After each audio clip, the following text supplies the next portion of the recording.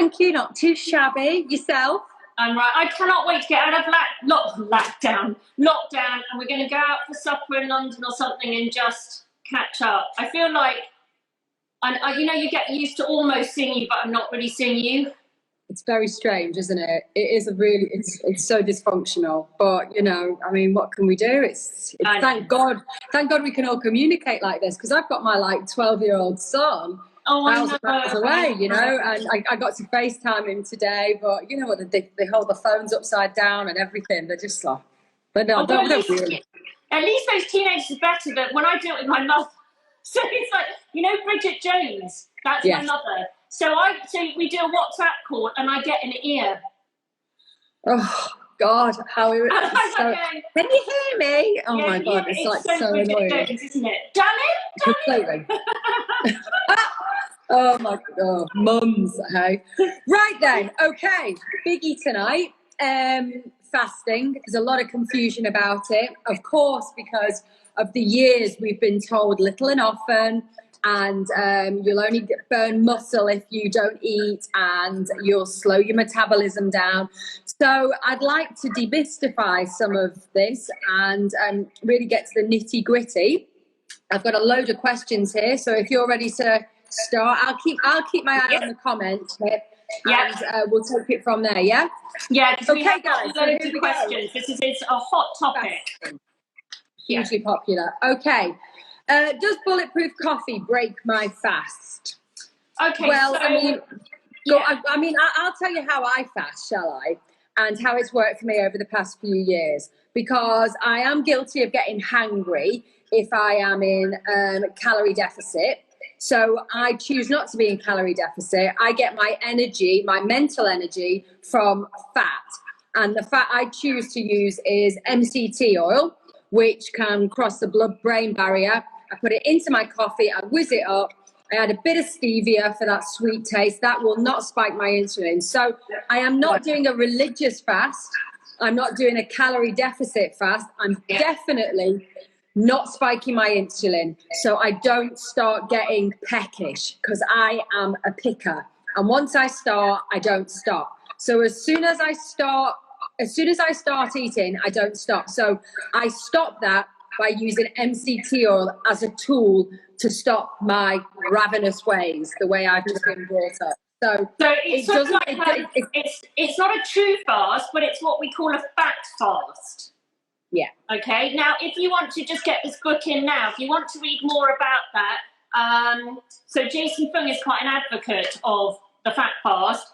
This book has all about, I know it's back to front, so it is The Complete Guide to Fasting by Jason Fung, okay? And this has all sorts of different fasts in there, but he will talk about taking, having MCT oil in your coffee.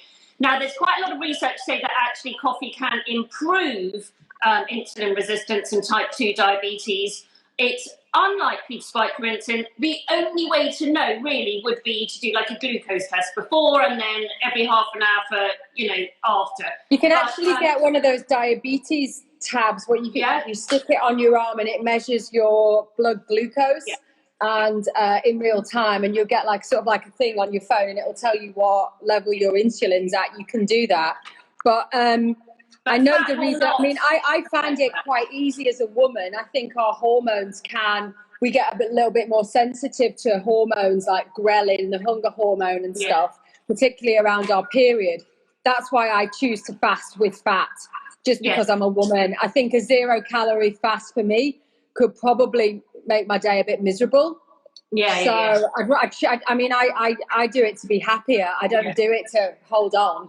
So it's a fat fast. So yes, it's not true fasting, as you say, in like a religious sort of way, or a true fast where you're actually having nothing. A true fast would be only water. It would be nothing else. No calories at all. But this is a fat fast. We're talking about no carbohydrates to spike insulin, to take you out of that fast. So you're sort of getting into ketosis.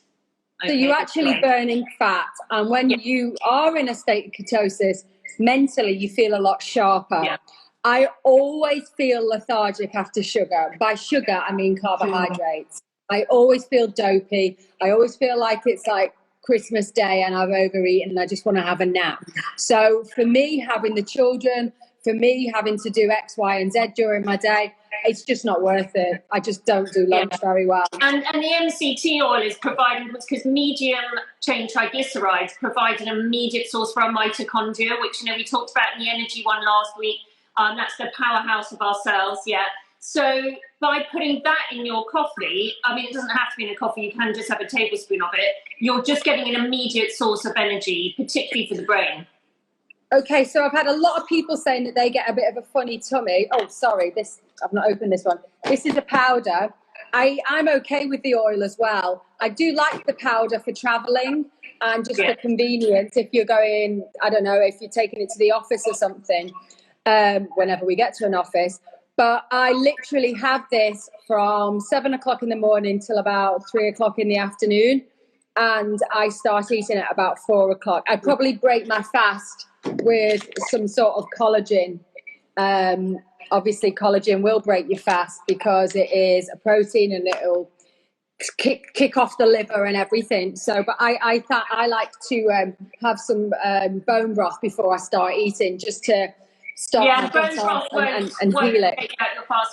Davinia, you know that powder. So you could, does it come in travel sizes, or can you just, for traveling, you just put it into a little No, I don't think they've put it in travel sizes yet. Okay, so I just put it into Tupperware like a real middle-aged lunatic. Yeah, so I used to, before that came out, because it was only Dave Asprey that had this horrible mixer one, and it tasted disgusting. So years ago, when I was doing Bullet Coffee, I used to take a miniature bottle of keto sauce MCT oil and a mini whisk, you know, in my under 100 ml bag, and then mix it. So that's really handy. Of course, it's not liquid, so you can put it in your hand luggage. So much the little whizzer thing. I mean, I've bent so many of those in my hand luggage, but yeah, it's great. And people are saying about butter as well. I mean, the only reason why I don't have butter in my coffee is I just don't particularly like the taste. It's too creamy for me. So I just have MCT or a bit of stevia, and then that's me. I'm done. A traditional bulletproof coffee does have butter in. I don't necessarily think it's necessary for brain stimulation, and that's why I'm doing it. The taste. I think it's purely it's me a bit heavy for me. Yeah, I don't think it's not adding anything particularly. Sometimes people use ghee. I think it's more, it makes it a little bit creamier, but I think it's, the MCT oil is going to give you that immediate energy for sure. Exactly. And the reason why I do that is to keep my brain sharp and to keep me away from having cereals, croissants, pastries, toast, bacon and eggs, all that stuff. I just keep it, I just keep away from it because it'll just make me knackered. This MCT powder doesn't have any sweetener in it either. So make sure you get the unsweetened one. And also their oil is very nice as well. Right. Okay. Does intermittent fasting need to be every day to be effective? Right. Can we just explain why we're intermittent fasting? Okay. Why are we intermittent fasting? Right. It's not just for weight loss. Okay. There are tons and tons of benefits. In fact, I've written a whole list of benefits. Okay. It's good for the gut. It's good for the brain as well. So what we're doing when we fast, and when you pass 12 hours, our body goes into repair mode. So we've got like these rubbish trucks that go around the Sorry, body. I'm just a bit dark. I look like I'm like some wicked witch in the West. I'm just going to try and put some light on it. So these rubbish trucks, imagine like after 12 hours, your body is like resting. It's not doing anything. It's not eating. So you've got these rubbish trucks that start going around the body. Oh, there's a bit of damaged DNA. Let's clear up that. So yes, it can be very good for clearing out damaged DNA as well. Which of course we know, can put you at higher risk of cancer if you've got damaged DNA. So it goes around just clearing everything up. Oh, there's a bit of inflammation there. Let's reduce that. It can actually improve mitochondria. So it can improve the amount of mitochondria, the powerhouse of our cells, so that they can actually divide. As I said, it's good for the gut as well. It's anti-aging, and it can put your body into fat burning mode. So in terms of weight loss, it can be a really effective weight loss tool. Now, I think that's where it's most popular. As opposed to carbohydrate burning. So once you get past a certain length of time, your body runs out of carbohydrates, I assume, and it'll start getting all the fat, you know, the bit you want to get rid of. So if you're constantly feeding your body little and often, snack, you're constantly spiking your insulin. And would I be right in thinking you're constantly just storing the fat and using the carbohydrates as for fuel instead? So you're never, ever going to... So you never go into fat burning mode. So you're always in carbohydrate burning mode. Okay, so what we're doing is we're forcing you, and it means you don't have to follow a ketogenic diet. You can still burn fat for fuel without following a strict ketogenic diet when you're doing this intermittent fasting. So we ideally want to be able to burn fat for fuel. And also, when you're losing weight, you want to be burning your own body fat for fuel. And that can take a while, so be patient. You know, it can take some time, depending if you've got a lot of inflammation or if you've had a bad diet for years. But, you know, eventually your body will start burning fat for fuel and it'll be your own body fat. Okay, and once you start burning your own body fat, that's when you really change your metabolism. Whereas if you're going on a diet where you're just using weight loss, you know, foods and things like that. Calorie restrictive. Yes, then basically you're still burning carbs for fuel. And then that's why when you go up, start eating normally again, you just put the weight back on. But the whole idea of this intermittent fasting is that even if, say, a couple of days at the weekend you had breakfast, you shouldn't be then putting weight back on because your metabolism should be really good and working really effectively. So, okay. So back in the day, so like up until a couple of years ago, it was rammed down our throat, excuse the pun, that you should constantly be snacking little and often to keep your metabolism going. So what was that about? Was that literally a sales pitch by the diet companies and the food companies? Actually, you know what? Even nutritionists as well. I mean, it's what we were taught years and years and years ago. We were taught to balance blood sugars, you should be snacking. I would go to lectures and see, and actually still not that long ago, but I would go to lectures and see sort of like, you know, people just peeling bananas and things like that, the snacking, sitting with pots of grapes and you know, sort of protein fasting, the snacks that people were eating. So they were told that, no, to balance your blood sugars, you need 6 meals a day. You know, so this is relatively, it's not new fasting, but the science about intermittent fasting is relatively new. So this is what everyone thought, you see, that we should be snacking.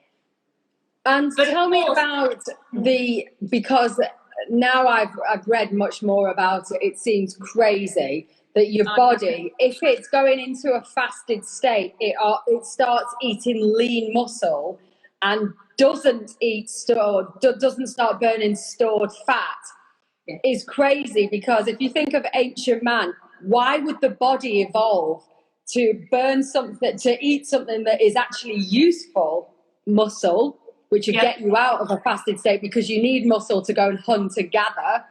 And we were just told that you're going to end up burning your own muscle instead of your own fat. And they were eating, you know, like, you know, we were eating maybe 1 meal a day sometimes then. So, you know, we were designed for sort of fasting and feasting. So there might be a long time without food and then we'd be sort of, you know, gorging as well. So, no, that's not true. But of course, it is important. It's not just about fasting, but it's important what you eat when you're not fasting. So it is very important to make sure you are having sufficient protein. So say you're doing 16-8, and you've got 2 meals, okay, within those 8 hours, it is really important to eat sufficient protein in that time so you don't lose muscle. But yes, if you're intermittent fasting and then just eating carbohydrates, vegetables, you know, with little protein, then you could lose muscle. So yes, it's very important what you eat in those 2 meals. Can you tell me, I'm seeing a lot of questions down here, what are the best hours to fast? I mean, because it is bio-individuality. It is, yeah. With me, because my favourite meal of the day is with the family, and I need to be mentally sharp during the day. So I choose to eat very late at night, which of course isn't ideal. Any nutritionist on the planet will tell you you need 3 hours before you go to bed. But you're always gonna find me sat in bed picking, watching Netflix. That's my vibe. It's not ideal to leave it for me, because I can digest food while I'm sleeping. I'm shattered anyway. But I generally have a window. I generally fast between 14 to 16 hours a day. Yeah. But you see, the thing is that you do that and you know it works for you. We know it works for you. It is working. It has done for years the way you're doing it. But maybe for somebody who is a little bit more insulin resistant, or, you know, genetically, perhaps if they eat in the evening, which, you know, I can see with some clients, if they eat too much in the evening, it can actually spike their insulin. And then when insulin is raised, it suppresses melatonin, so then they can't sleep. So you're fine and you're sleeping. But if I had a client who said they were eating more at the end of the day and then they couldn't sleep, I'd go, right, okay, we need to change this intermittent fasting. So yes, it is very, very individual. And we know that works for you, you know? You've even had like an oat cake or something before bed or something, and then you just like, gone. Yeah, so I'm complete. I could have a bowl of porridge before bed and just go to sleep. That'd literally so we send know me into that a food works for you. coma.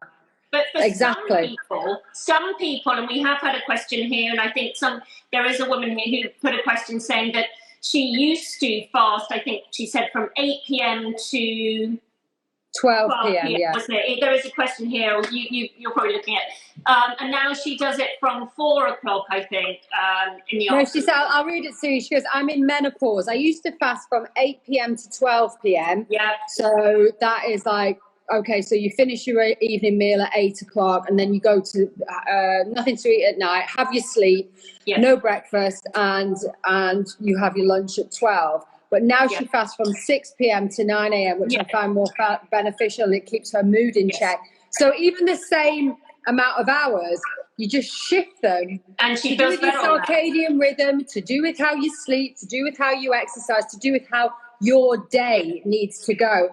But to have those 12 to 16 hours of your gut resting is what we're after. Yeah, and it's just you have to work out the best hours for you within that time. Now, there are lots of other types of fasting. We're talking about the sort of 16-8, which is probably one of the easiest and one of the most effective. But, you know, you have got Michael Mosley, he introduced many years ago the 5-2, which is very popular, I think, particularly my parents' generation, or sort of, that generation. And I know a lot of people who do that.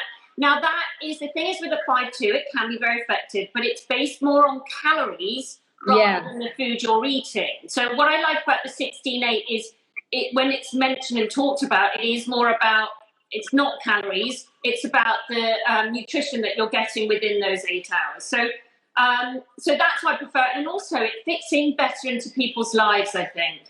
And also, I think we need to get away from this constant counting calories, because not all calories are created equal. You are not going to store some calories like you're going to store others.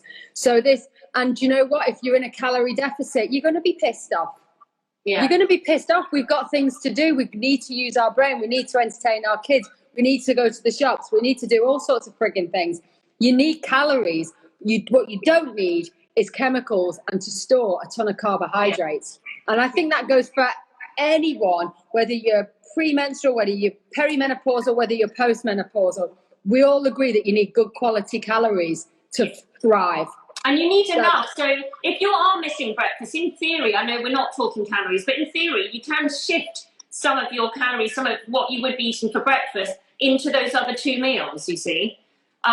So you shouldn't be starving yourself with those 2 meals. And what you eat in those two meals is really important. I think you can't go wrong with eating, traditional Mediterranean low carbohydrate meals. So, protein and vegetables. Yeah, I mean, exactly. And you know what? It's people, they go to the doctor and they say, I'm trying to get pregnant. Should I intermittent fast? And the doctor's saying no. But it's A-okay for you to go to Pizza Hut.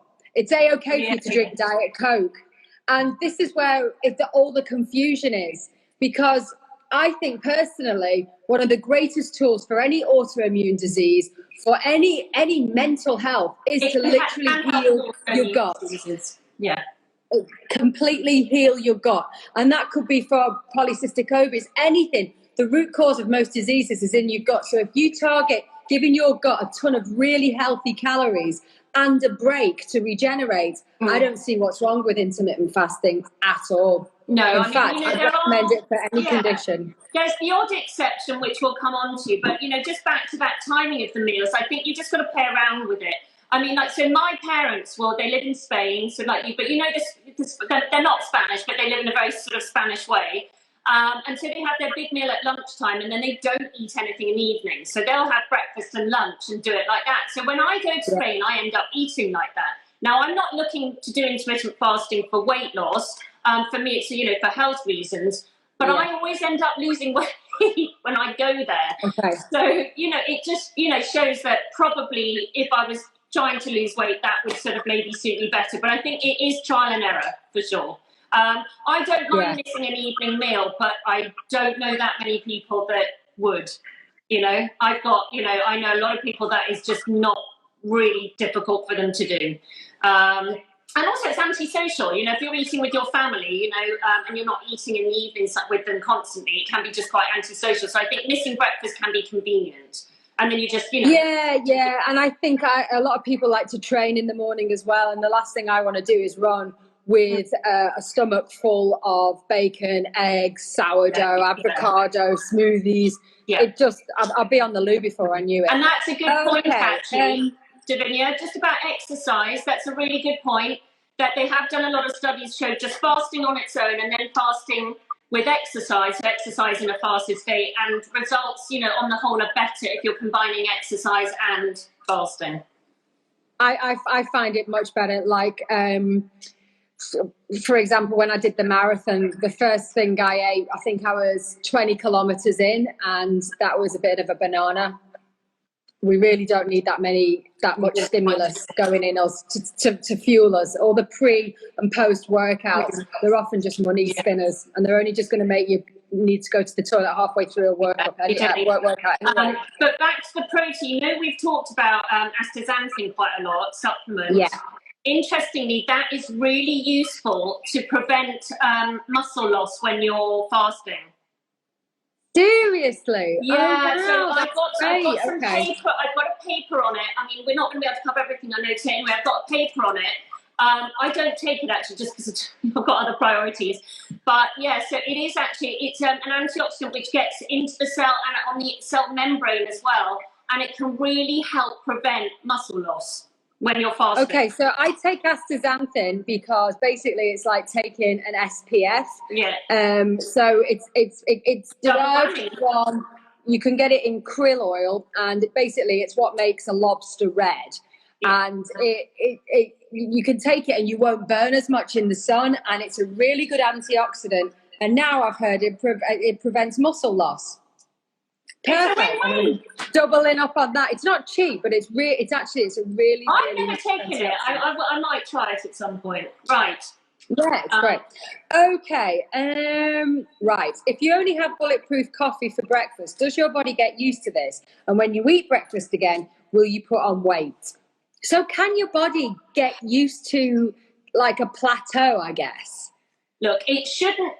So we've got two things. So it shouldn't. If you went back to eating breakfast, it shouldn't. Because the whole point of what we're doing here is trying to change your metabolism. Okay, so we are trying to change your metabolism. So look, if you start eating tons of carbs, but if you had breakfast here and there occasionally, no, it shouldn't. But can it plateau? I think like anything, you can sometimes get plateaus. Okay, so what happens if you're intermittent fasting and you get a plateau? Maybe you want to have a good old day of, enjoying yourself, going out for a meal, boost the metabolism and go back to intermittent fasting again. Remember, we shouldn't be, I don't know what this person's doing, but in terms of, we mustn't be going into calorie deficit. But I do think sometimes it's good to sort of like occasionally just boost the metabolism. And I think most people probably would, or go out, might go out for a big meal or something like that. Yeah. And then you go back to intermittent fasting. So I think that... I mean, I often, if it's like the weekends and I've not got that sort of adrenaline pumping me through, like with the kids homeschooling and stuff, and I'm not distracted, I'll often have a breakfast, a big like English breakfast at about 10:30, 11 o'clock. And I'll have probably had then maybe 12 hours of fasting because I've stopped eating at 10 at night. And but I don't know, I feel it. I'm knackered by the afternoon on like a Saturday afternoon. I'm pretty knackered, and I just think, oh God, I need to drag myself to the gym to liven myself up again. So I know that if I'm going to start like gorging on my food, I will feel tired for the rest of the day. So it's up to me how I want to work my body. And is that without? Would you have just protein, or do you have like some sourdough with that breakfast? It depends. The sourdough here is not as nice as what we've got in London, so I've not been having as much sourdough, to be honest. So mainly it'll be protein: scrambled eggs, smoked salmon, avocado, mushrooms, the usual. But I definitely feel a bit tired. But if I was to have some sourdough, you could guarantee I'd end up having a best part of a loaf of it. Yeah, and then you'd feel really tired. It's just interesting how even just with plain protein, you might feel tired later. Interesting. Oh yeah, I mean, I might have a really sluggish digestive system, and it takes all my energy from my brain into my gut. So I'm literally in a food coma for like 2 hours, and more often than not, after I feel like I've digested it or been to the loo or whatever, I'll have to jump on the treadmill to liven up to get me through the afternoon because I am exhausted, and coffee doesn't even wake me up. No. You are taking your pancreatic enzymes, aren't you? I've run out of them anyway. Oh, no one delivers to me here. Anyone would think I was on bloody Mars. It's driving me mad. Right, they will deliver. They will deliver. We need I'll get on to it. More admin. Right, we need to catch up separately on your supplements. Okay, let's crack on. Okay, any tips for getting through a fast when you feel lightheaded towards the end of 17 hours? Minerals? What's Minerals? Minerals, maybe? Try that, but why don't this person, if it's towards the 17 hours, why don't they just do 16 and still getting all the benefits and maybe not push it to 17 when their blood sugars then really, really drop? I mean, you're going to get loads of benefit from doing 16 hours. Yeah, I mean, you don't get a prize, do you? And I think particularly with women, men can often, I think they get better results with autophagy. I don't think women do as much, do we? We don't get as many rewards with the autophagy for the length of time because we might start tapping into our hormones, and you don't want to be miserable. The whole point about intermittent fasting is to feel shit hot and to feel on top of your game, have tons of energy, feel light, don't feel bloated, heal your gut. It's not about going, I didn't eat for 24 hours. That's not going to help anyone in the household, is it? You've got to remember what your goal is. Your goal is to heal your gut and to feel mentally sharp. Don't keep thinking the longer you fast, the better it is. And I think, it really depends. Like, Davinia, you've been doing this, and, I know your followers know this, that you've been doing this for years. You've been biohacking for years. So your body is in a really good state. You haven't got high inflammation. But if somebody, has got more sort of things going on, metabolic syndrome, so they've got perhaps fatty liver, they've got, they're pre-diabetic or something, then it's going to just take a bit longer and a bit harder work. But I mean, when I first started, after 12 hours, I could hear my stomach rumbling and my mind telling me, okay, you're hungry. But was I hungry, or was I just noticing it was 12 o'clock? And all of a sudden my internal clock, almost like jet lag, was saying, come on, you've got to eat more. So that's when I started having an extra matcha tea with MCT oil in as well, which the green tea actually helps with autophagy. The matcha teas are really good. It increases your autophagy, which is the cell recycling. So I started having that at 12 o'clock as well. And before I knew it, I realized how great the MCT oil was for suppressing that sugar time. It's lunchtime, what's everyone eating sort of thing. And before I knew it, I'd extended it. I'd done a workout, I'd done a sauna, I'd done the kids, I got the kids snacks ready, and I hadn't picked, and I still felt mentally sharp. So it was a case of putting little bits and pieces in front of myself, little distractions. Another thing I did was when celery juice was big on my agenda, which I still think celery juice is good for the minerals because it's a cheap product and it's easy to juice and it's one ingredient. I was having celery juice to break my fast because you couldn't buy it in London. You couldn't find it anywhere. Only Crush did it, and there wasn't Crush near me. So it put that mental block in. I had to get my celery. I had to get the kids. Then I had to go home. Then I had to juice it. By which time it was 4:15, and I'd lasted that length of time. And then after I'd done that for like a month, I just knew I didn't even need that mental sort of barrier to stop me from, picking. Because if I walk into Pret a Manger, I will buy something. I'm a consumer. I like to consume. So, so basically, if you could put little barriers in front of yourself and use things like MCT or use something that you have to be, I mean, we're all at home at the moment, but have something that an obstacle, you have to prepare a juice and just stretch it out a little bit longer and get some sort of routine. It's bloody routine that does it. It's routine. It's like that. Because on a Saturday, I think bacon and eggs for no other reason apart from it's Saturday. It's incredible how you... But, routine might suit people. So I've got clients who intermittent fast every other day, or they do it Monday to Friday, or they do it whatever works for you. And of course, the more information you've got, the more, then it might take longer to achieve the results. If you're doing really well, then you might find that just doing sort of 13 hours occasionally is fine, and you're going to go straight into autophagy. But when there's a lot of inflammation, it might take you a bit longer than 12 hours, 13 hours to get that autophagy. So that's why people are looking towards the sort of 14 hours, 15, 16. There isn't actually. Start with 10. I mean, you can literally start with 10 hours twice a week. Yeah. And build it up because it's all here. You can survive a long time without food. Not many of us are like down to 10% body fat. I mean, I think I'm at about 24% body fat and I train like a lunatic. So unless you've got an eating disorder, and I know a lot of people with eating disorders, I think it's a really good way to sort of, we don't need the amount of food we're eating. We just don't need it. We don't need to be spending that money on. We know that we don't need to be spending that time for not eating so much. Yeah, we're going to live longer if we don't gorge so much. I mean, everyone should read about the blue zones and how they're sort of eating. I mean, again, it's just they live the longest in these blue zones, show that they can they live longer than any other place. But I think we're just sort of eating generally too much food. So this is just a way of being able to, as well, I suppose it's restricting your food intake as well. Exactly, and giving you gut the time to heal. And again, people are asking how many calories should you be eating? I can eat 3,000 calories in a day, easy, with the amount of oil I eat, but I still manage to lose weight because I'm not spiking my insulin and I'm not eating crappy ingredients that just stick around my body. If I am going to have carbohydrates like honey, for example, I'm going to utilize it. My body will use those ingredients. It will not store the ingredients around my kidneys, around my liver, around my belly. It's not going to do that. You're so efficient. At burning fat for fuel.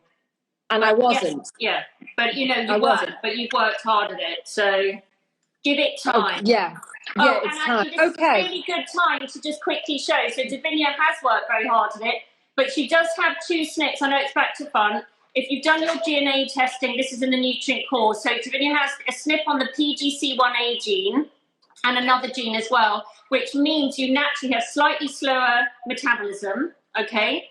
And slightly reduced insulin release, okay, which leads you to sort of high risk of insulin resistance and type 2 diabetes. So you are doing the best thing you possibly can. All the things, all your hacks, like the sort of like cold therapy, exercise, intermittent fasting. You're doing all the right things to help you manipulate. That's why I was a lot bigger, like 4 stone bigger, when I wasn't doing any of these hacks. That's why. When I was trying to follow a calorie restricted diet, not exercising, and basically my mood was low, I wasn't, of course I was overweight and depressed. The good thing is, somewhere I got it, okay, in terms of your brain, okay, this is a pretty good thing. So I think you still want to be doing it for your brain, but you aren't naturally going to be, this is expression of genes, so when that gene is reduced, then there's increased risk of Alzheimer's, Parkinson's. Intermittent fasting can really, really help the brain. You have a nice gene there, Davinia. I don't. I have a red gene. So my metabolism, my PGC1A, or my metabolism intermittent risk of type 2 diabetes is very low. I don't have any SNPs on these genes. So I'm fortunate my metabolism naturally is pretty good. But I've got the brain one. So you see, we should be doing fasting for different reasons. So, I mean, it has been used for a tool for thousands of years. A lot of people, and that is why the body, sometimes if it's ill, you'll go off food, a lack of appetite, so the body can go into a state of healing. It is a natural defense mechanism. Okay, right. 45, perimenopausal. Which fasting regime would you recommend? Perimenopause. Okay, so you're often likely to be packing on the weight, the whole shebang, the hormones are shifting into a lower gear. What would you recommend? So I would try fasting for 14 hours maybe. Making sure that you've got sufficient protein, of course, absolutely essential for balancing your blood sugar. So at the other 2 meals, I'd probably try 14 first and see how that works, because obviously I don't know what the state of your thyroid is, which is going to be an important factor. But when we're perimenopausal and menopausal, then there is high risk of insulin resistance. So this is actually the perfect time to be doing intermittent fasting if you haven't already, because the later, the harder it gets. Yeah, just get into it now. And you know what? You can adapt in 2 weeks. After days, your body starts shifting. The habits can be broken, and it is so fast how quick the body and brain learns a new strategy. Oh, absolutely. Okay, just because we mentioned adrenal then, if you have adrenal issues, can intermittent fasting make it worse? Yeah, it can actually. If you are really, really stressed, intermittent fasting, it might not be the best time to do this. And when I say stress, so even so it might be that you've got really high cortisol, or actually that you're in deficit, that you're not producing sometimes enough cortisol. But I would say particularly if you've got high cortisol, it might not be the right time to do intermittent fasting. I still think you could probably do 13 hours though, and maybe 14, but longer than that, no. Maybe no, because you need protein to support the adrenals. So I would just sort of shift it. So maybe you could, do 14 hours, 13, 14 hours, and just have some protein. Doesn't mean you have to have a big breakfast. You could just have some protein powder or shake or something, or a couple of eggs, and then leave 4 hours to the next meal. And then, again, 4 to 5 hours between meals. So I think that's where you can, change your fasting. So if you're really, really stressed out, then, something's happening in your life. Maybe it's not the best time to do a long fast. I've had clients who... But surely giving your body less to do, as in digesting, dealing with insulin, the whole aspect of the gut, surely having the body doing less stuff while you're dealing with something stressful is better. Would it not be if you turn to something else, like you'd probably, in my case, I'd probably do Wim Hof or something, or get in a sauna or something like that, rather than shoving more food down my body, which could be chemicals, detoxing, the whole shebang. I think it depends what you're eating. I mean, I've seen clients eating really well in my 3-month program, and then they go through a period of stress and they actually have put on fats, have a body composition machine. And so we kind of know. So I think you don't have to eat much, but I think just protein, because of course protein supports the adrenals. We know that, so for example, L-tyrosine, which helps make dopamine. We've got tryptophan, which makes serotonin. So protein is, even if you just mix a protein powder into water and just drink it. It doesn't have to be anything else, but that could be your breakfast. It isn't the best time to do a long fast, because you do need those amino acids. So you don't have to have, I'm not... Oh, well, yes. Do you know what? I suppose you could just have some essential amino acids then, couldn't you? Yeah. You could neck those down, put those down, because if you still wanted to heal your gut, get into autophagy, but you've got adrenal problems, you could take a load of amino acids, couldn't you? Take amino acids. Not branched chain, just essential. Just get your essential ones down. And particularly so things like tryptophan, which you don't find in collagen. So that's why, I mean, collagen's great, but don't rely on it as an excellent source of protein. As a whole protein. No, I take collagen to heal my gut and to make my skin nice and to make my nails long. Yeah, but sometimes... I mean, that's how shallow I friggin' am. I mean, it's great collagen. I love it. But sometimes tryptophan, it does need a little bit of carbohydrate to help cross the blood-brain barrier. But that could be... Some honey or something like that. Vegetable. It could be a vegetable. I mean, that's a carbohydrate. So sometimes that's enough. Which is why carbohydrates, sometimes people, you know, who eat a ton of carbohydrates, they talk about the Thanksgiving turkey dinner and everyone's sleepy because of the tryptophan in the turkey. I think it's probably got a lot to do with the carbohydrates. I think it's got a lot to do with the carbohydrates as well. Okay, intermittent fasting and hormones. It helped me get my periods back again, but I have the worst PMT and such sore boobs. Okay, well, I think that's brilliant that intermittent fasting's got your periods regular again. So well done on that. Bravo. Well done. Right, sore boobs. I don't think it's intermittent fasting's fault for that. I think it's probably something that maybe was going to happen anyway. So obviously, yes, you've got your cycles back, you've got your periods back, so you get PMT. When you didn't have your periods, you weren't getting the PMT. So now your body knows. So I would say that now this is the body, this is truly how it is, and support detoxification of estrogen. That might be something to look at. Okay, probably best getting a DNA test then, huh? Yeah. So, and eat a lot of broccoli sprouts and broccoli. Okay. Can you miss lunch instead of breakfast for intermittent fasting? That kind of brings us back, because I think the best time to fast would be when you've got your sleep period. So, I mean, that's when you literally break your fast is breakfast. So I kind of miss breakfast and lunch and have a dinner and snacks and then sleep. So you need that long window to sort of rest your gut, so to speak. So well, it only kicks in after 12 hours. So if you're missing lunch, so if you're having breakfast and you finish that at 8, 9 o'clock, and then you eat your supper, say you're eating, 6, 7, well, you're not getting your 12 hours. So you've got to get minimum 12 hours and then 13, 14. So unfortunately, lunch isn't going to work. It may help as a weight loss tool, but you're not fasting. Okay, and the whole point of the fasting is to heal the gut and mentally get some more clarity and to let your body become adapted and reset the metabolism. It's so much more than just losing weight, which brings me on to this. I started intermittent fasting a month ago and put on 5 pounds. Okay. That's pretty tough to put on 5 pounds and intermittent fast. So it's what is she eating in that window and what is she drinking when she's fasting? Is she even fasting? If she's got milk in her coffee? What you're eating. Does this person have a thyroid issue? That could be another reason. Occasionally I've seen people sometimes with thyroid problems. Again, we can see that in a DNA test. That fasting can put too much pressure on the thyroid. So you actually need some energy to make the thyroid work. I know that sounds a bit sort of daft, but a little bit of carbohydrate to help make it work. And occasionally, if you do have a thyroid problem, not all thyroid problems, just occasionally, it can put a burden on the thyroid fasting. So yeah, I think we'd need to sort of look at a food diary as well, A food diary is really good, actually. I remember I did one when I first started losing weight. It was for a woman who did a stool test for me, and I couldn't figure out why I was so bloated.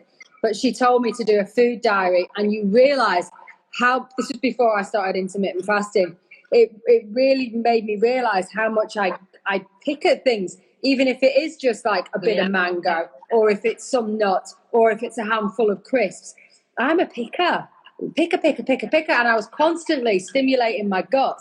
And of course it was never going to heal because it was too busy working overtime on the little and often, So, I mean, a food diary is a seriously powerful piece of kit. So many women say when they do a food diary, they don't realise how many times they pick food off their children's plate or something and they just don't even think about it. Or mentally they're telling themselves, that's not food. I'm not eating. So, and that's why my kids eat so healthy, because I'm going to end up eating it. So if I'm going to pick, it doesn't actually matter that much. Like they had steak tonight. They had steak and they had hunter-gatherer mayo, And so I just leaned over and I just had some of that, literally taking food out of a child's mouth. This is what you're dealing with. Gluttonous. Okay. Ooh, this is a good one. I'm not losing much weight. Keto and fasting. I break my fast at 4 p.m. After dinner, I get food munchies and I stay up late. That sounds exactly like me, actually. But well, if the food munchies, so they're not telling us exactly what they're eating. Go on, tell us what's in the food munchies. What are you eating? So I think this person we'd like to know what they're eating late at night and stop. Maybe for them, they've got to stop at a certain time. They've got to get away from these eating food munchies. She's raising insulin, then suppressing melatonin. Well, I don't know, is she even sleeping? So I don't know what these food munchies, what's going on? There could be some dangerous things going on. Yeah, and also, if you've got dried fruits, you think that that's good, that is just like a sweetie.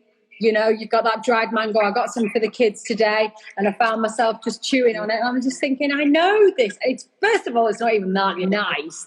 But second of all, it's like literally pure sugar. Yeah. And it is.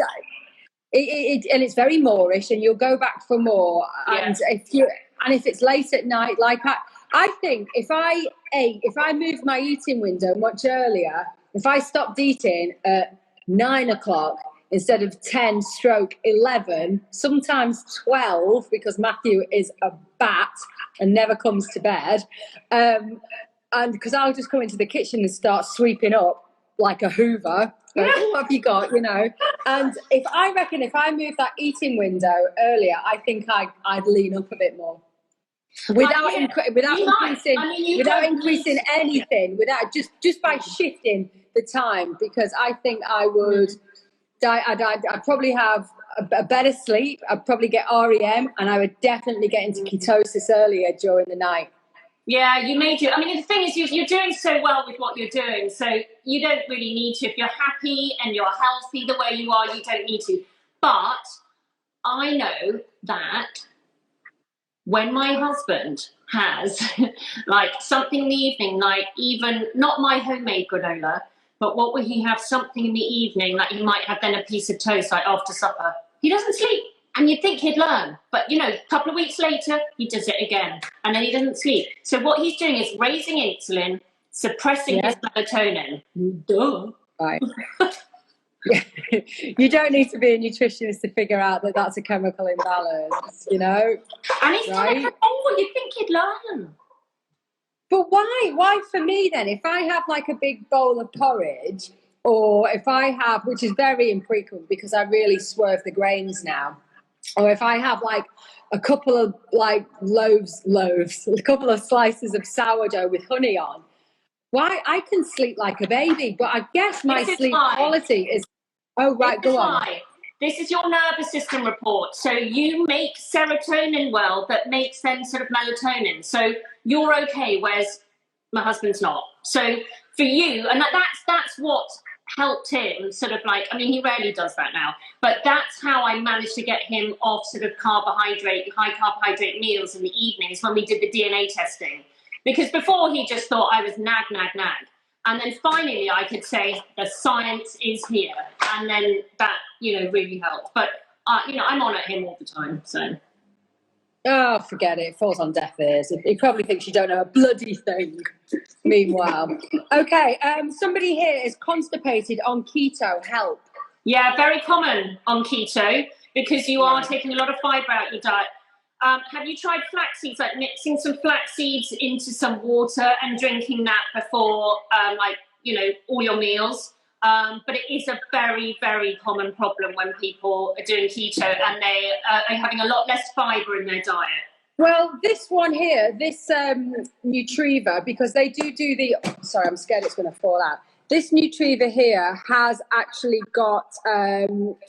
some acacia fibre in it. So this is an MCT oil powder. It's got no sugar in it. It's got no carbs in it. But it does have fibre in it, which is why I think maybe people are getting on better with this new powder than they do with the traditional MCT oil in their coffee. Because the amount of people that... I was okay with MCT oil in the coffee. But, normally my tummy's quite reactive. But the amount of people, and I actually like the feeling of this as well. It doesn't make you run to the loo as quick, but I'm like, I love the loo. I'm like, get it out of me, you know, like, get me empty, get me running, get me feeling, you know, there's clearly an issue there. Freud would have a field day with me.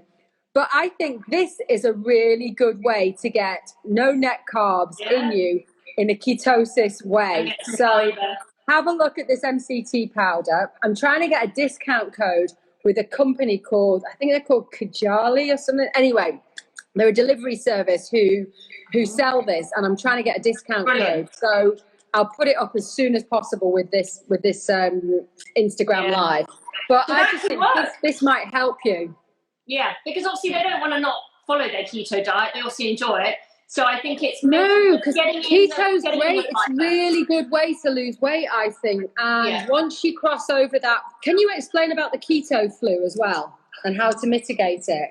Yeah. So I mean, various people have different results with keto. I mean, some people have talked about smelly breath. People being sort of having smelly breath on the keto diet as well. Sort of lack of carbohydrates, but I think the thing is that sometimes people just do feel they take all the carbs away initially. It's basically like they're detoxing, and they can feel absolutely awful. So either they carry on and they kind of get through it, or it just doesn't suit them because they can literally feel it is like having flu. Well, I mean, I read a few articles saying that if you really up your minerals, it can help. Like your magnesium, your potassium, all those magnesiums, because I know there's a heap of magnesiums, not just the which one is it that's for brain function, begins with the T, magnesium, I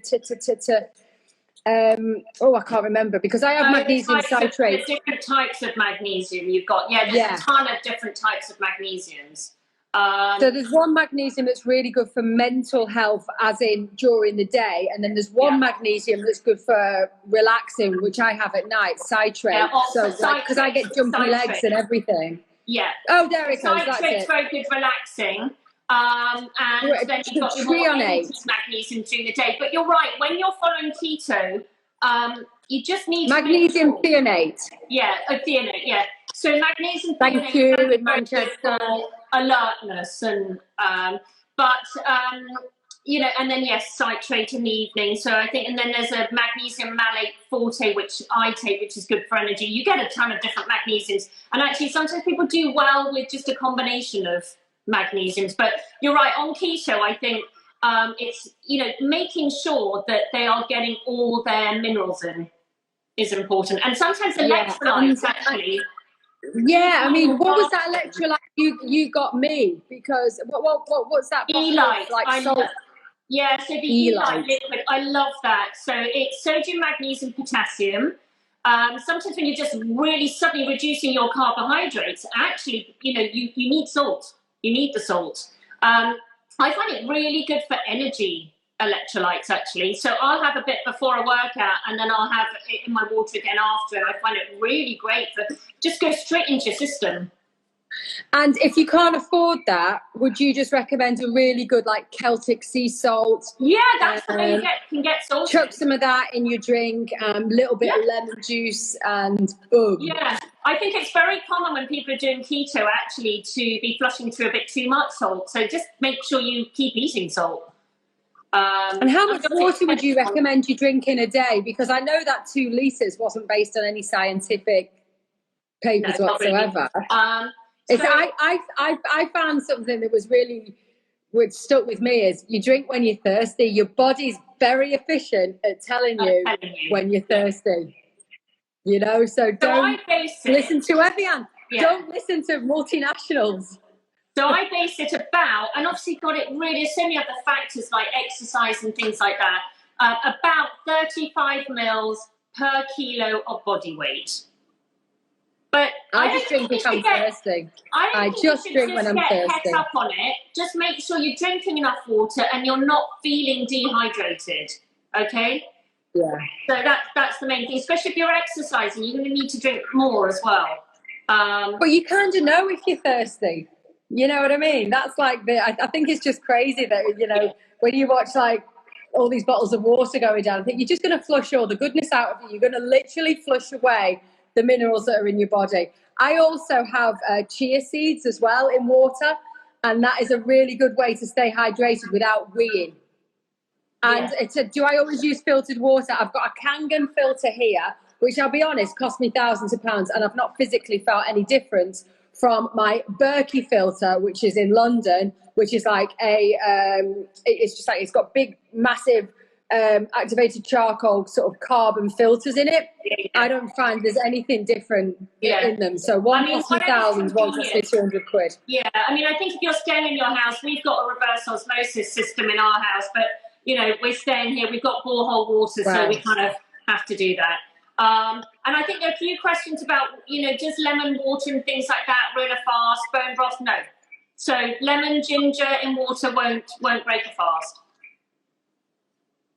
Yeah, I mean, it's just things with sugar in, like milk obviously has sugars in, creams will have sugars in. That's why all I have is the MCT oil and black coffee whizzed up with a little drop of stevia in, just to take the bitterness out, because I'm fundamentally a Cadbury's cream egg type of a girl, I'm afraid. And that'll see me through till 3 o'clock, when I'll probably have a litre of celery juice if I feel like juicing it, or I will definitely have one of these bone broth sachets with a bit more MCT in, and that'll make me last another half an hour. Yeah. And then I'm more than likely to start eating whatever I'm cooking for the kids at about 5 o'clock. No, you can't have oat milk when you're fasting. No, you can't. No, you can't. You can't have any kind of milk. Bone broth is fine, and actually can be quite a rich source of sodium, again, as we we're talking about, so it can help you stop you getting dehydrated. So no, any time of milk, no. Now then, what's the best meal for post-fast? We've got 3 minutes here. Somebody, hang on a second. Someone put on 2 stone with tamoxifen. Right, okay, yes, I know. Now, it is quite tricky when people are taking that. So after sort of like having hormone-related sort of cancers, I'd be looking at blood sugars. I'd be looking at detoxification. So getting in all your green leafy veg, perhaps taking NAC, absolutely balancing your blood sugars. So I think that's what's really important, is making sure that your diet is very good, and you're having enough protein, and you're supporting blood sugars. Obviously, I don't know the individual case, but I know women that can happen because estrogen does help regulate the metabolism, but there are ways around it. Okay, and maybe DM you and get an appointment just to get some clarity on that, because to put on 2 stone is not fair. No. It's really not fair. There's something really, really going wrong there. Okay, I just wanted to bring this to attention. This is a lady who I met at the at some not a bulletproof festival. Anyway, I met her at a festival, and she was selling these fasting sticks. I don't think she sells them anymore, but she wrote this really nice women-friendly book on intermittent fasting. She's called Amanda Swain, and you can get it on Amazon. Intermittent Fasting for Beginners. So just have a look at that. And it's, you know, she's English, so it's not all the stuff in America that you can just buy. So it's really, really handy to just get hold of this. And it's got literally the reasons why we fast, and it's just written so handy for a woman, basically. So have a look at that. That's on Amazon at the moment. I'm halfway through it. So you put a photo on it tomorrow. Can you put a photo on your page tomorrow? Yeah, I will do. This is all going to go on my IGTV. We're not going to edit it the same as we have been, because it's costing Pippa and I a fortune. So now this is on IGTV, and what we'll do is we'll just have like little clicks to all the products we've mentioned. Hey, Pippa. Yeah. But just once again, collagen in coffee will break your fast. Right? So don't have that till later on. Yeah. And milk in your coffee will break your fast. Just stick to oil in your fat fasting. No protein. And remember, count chemicals, not calories. We don't want to be hungry, guys. No protein, we want to be happy. Carbohydrates. Yeah. Yes, exactly. Pippa, adieu.